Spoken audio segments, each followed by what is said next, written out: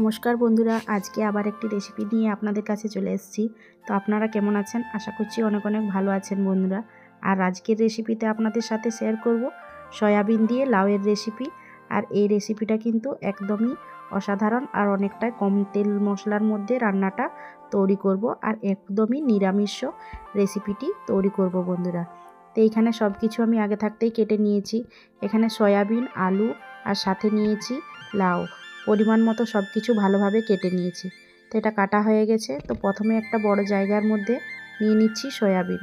তো সয়াবিনটা আমি 10 মিনিটের মতো খুব ভালোভাবে আগে থাকতেই ফুলিয়ে নিয়েছিলাম, জল ঝরিয়ে নিয়েছি। তো এখন একটা বড় জায়গার মধ্যে নিয়ে নিয়েছি।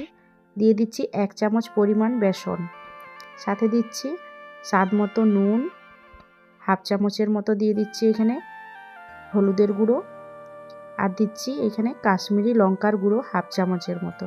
দিয়ে নিয়ে এখন খুব ভালোভাবে সয়াবিনটাকে ভালো করে মাখিয়ে নিচ্ছি। তো এইভাবে করে মাখিয়ে নিতে হবে বন্ধুরা। তো সয়াবিনটা এখন খুব ভালোভাবে মাখানোটা আমার হয়ে গেছে। তো এটা এখন সাইডে রেখে নিচ্ছি। চলে যাচ্ছি গ্যাসের দিকে। তো কড়াটা বসিয়ে খুব ভালোভাবে কড়াইটা গরম করে নিয়ে এখন পরিমাণ মতো দিয়ে দিলাম তেল। তো তেলটা দিয়ে নিয়ে এখন খুব ভালোভাবে নাড়াচাড়া করে নিয়ে প্রথমে বন্ধুরা সয়াবিনগুলো মাখিয়ে রেখেছিলাম সেটা তেলের মধ্যে দিয়ে নিয়ে এখন 1 থেকে 1.5 মিনিট ভালো করে ভেজে নিচ্ছি।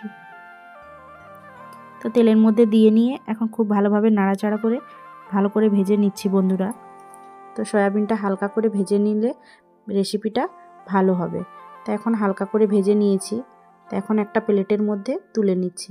তো এইরকম লাল লাল করে ভেজে নিয়েছি। তো এখন একটা প্লেটের মধ্যে তুলে নিয়ে রেখে নিচ্ছি।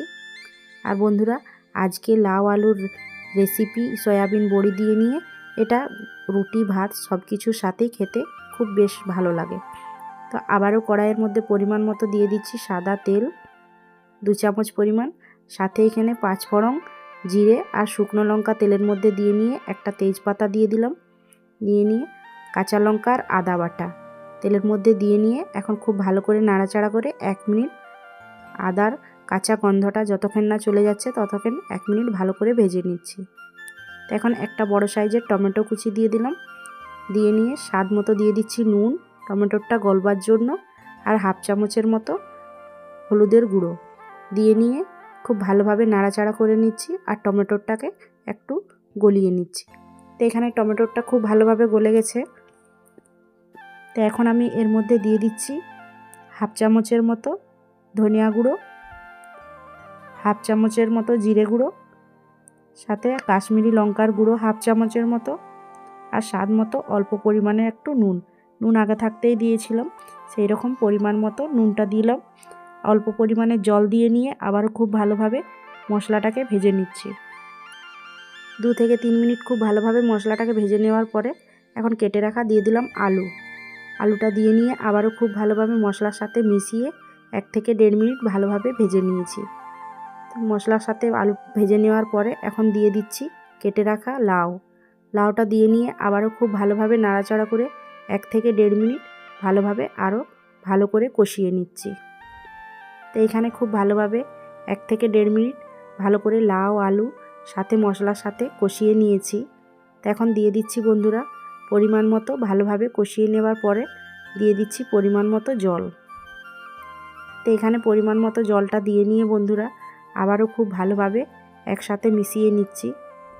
তো এইভাবে নাড়াচাড়া করে নিয়ে 3 থেকে 4 মিনিটের জন্য ঢাকা দিয়ে খুব ভালো করে সেদ্ধ করে নিচ্ছি মিডিয়াম টু লোয়ের মধ্যে। তো এখানে 3 থেকে 4 মিনিট পরে আবারও ঢাকনটা খুলে নিয়ে দেখে নিচ্ছি সব কিছু উপকরণ খুব ভালোভাবে সেদ্ধ হয়েছে কিনা। তো এখন আবারও খুব ভালোভাবে নাড়াচাড়া করে নিচ্ছি আর দেখে নিচ্ছি আলুটা কিন্তু অনেকটাই পরিমাণ সেদ্ধ হয়ে গেছে, কিন্তু জলের ঘনত্বটা অনেকটাই পরিমাণ বেঁচে গেছে। তো এখন আমি দিয়ে দিচ্ছি ভেজে রাখা বড়িগুলো। তো ভেজে রাখা বড়িগুলো দিয়ে নিয়ে আবারও খুব ভালোভাবে করে নাড়াচাড়া করে নিচ্ছি।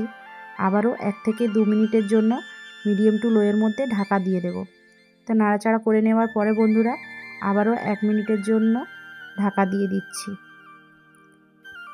তো এখন 1 থেকে 1.5 মিনিট আমি পরে ঢাকনটা খুলে নিচ্ছি। তো দেখুন বন্ধুরা জলের ঘনত্বটাও অনেকটাই কম হয়ে গেছে আর সব কিছু কিন্তু একসাথে খুব ভালোভাবে মিশেও গেছে আর সব কিছু ভালোভাবে সেদ্ধ হয়ে গেছে। আর বন্ধুরা জলের ঘনত্বটা কিন্তু এইরকম মাখো মাখো করে নিয়ে রেসিপিটা তৈরি করব। তো উপর থেকে দিয়ে দিচ্ছি অল্প পরিমাণের হাফ চামচের মতো চিনিটা দিয়ে নিয়ে আবারও খুব ভালোভাবে মিশিয়ে হাফ চামচের মতো দিয়ে দিলাম এখানে গরম মশলা পাউডার, আর উপর থেকে ধনেপাতা কুচি দিয়ে নিয়ে আবারও খুব ভালোভাবে নাড়াচাড়া করে নিচ্ছি। আর দেখুন বন্ধুরা, রেসিপিটা কিন্তু একদম তৈরি হয়ে গেছে। আর এটা এখন আমি নামিয়ে নেব।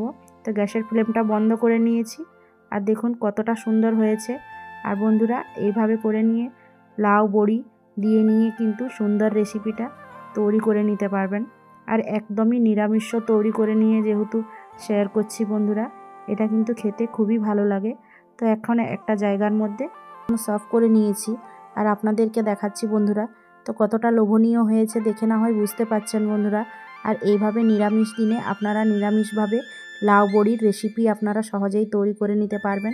এটা খেতেও কিন্তু দুর্দান্ত, ভাত রুটি পরোটার সাথে যে কোনোর সাথেই ভালো লাগে।